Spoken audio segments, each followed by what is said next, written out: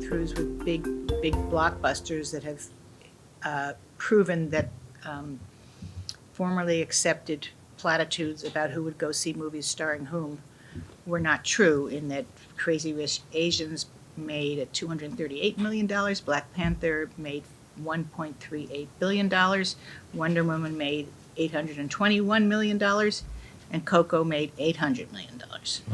So, do you think that has actually helped make it easier, or is the help that is needed going to continue to just be the pressure? I guess you could say the pressure can be brought towards this issue from several directions. One could be from the people in power, should we have people in power who wish to do this?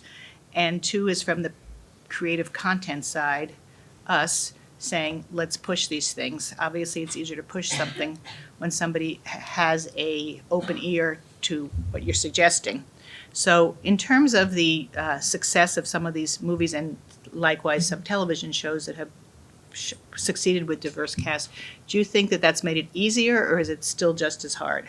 Whoever wants to answer that, maybe you want to start with that, Stephen? It's interesting. I mean, I hear that list, and immediately I think, well, it's all, they're popcorn films, it's, big IP. I don't know that it's getting easier.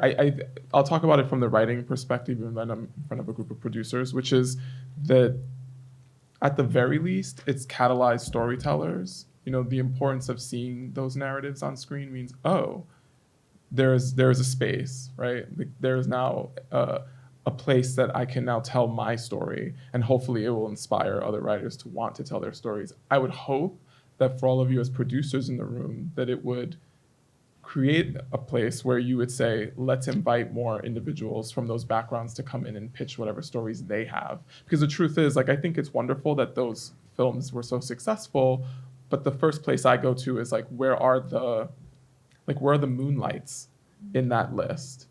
And I think about the movies that meant so much to me when I was growing up, where are the, where's The Color Purple in that list? Where's the, I don't know, the Kramer versus Kramer version of that present day. And so I think that there are all these the independent space, obviously they're filling that gap.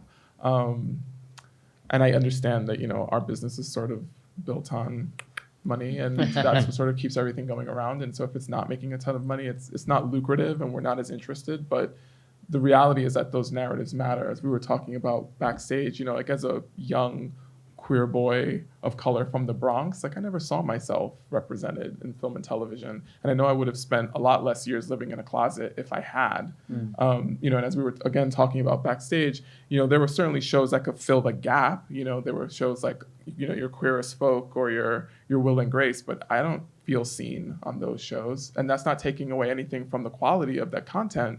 It's just not necessarily the place that I'm going to go to feel like my story is being told. Right. So how are we filling those gaps for our audiences? And those are the things we need to think about. And hopefully, because of the success of a Coco or a Black Panther, those particular places, those studios or those networks will feel like we can now take the quote unquote risk to tell the story that feels more niche because we're making money somewhere else. I think that, I hope that these films are an entry point. They're not and it doesn't stop where the buck stops. Because I was telling somebody outside, Crazy Rich Asians is not, it's predicated, the film is about the fact that you're supposed to watch the opulence of these people that are kind of exotified for Western consumption. And I think that there's a new show on Netflix, I think it's Ali Wong, where it's actually it's Asians, but it's a romance show. And it's not about the fact that they're Asian. It's that, we need to be telling the stories about the human stories. Why does, a film that's starring Black people have to be for Black people only? Why can't I see a story about a people or a community or a culture and understand that the humanity, and we were talking about this earlier about Raimi and showing disability, like a person with a disability, and showing that they have emotions and they have sexual needs and desires and they're humanized. Of course, they're humans, but we are so seldom given the opportunity to see that humanity. And so, if Black Panther and Wonder Woman and all these things, I agree with you.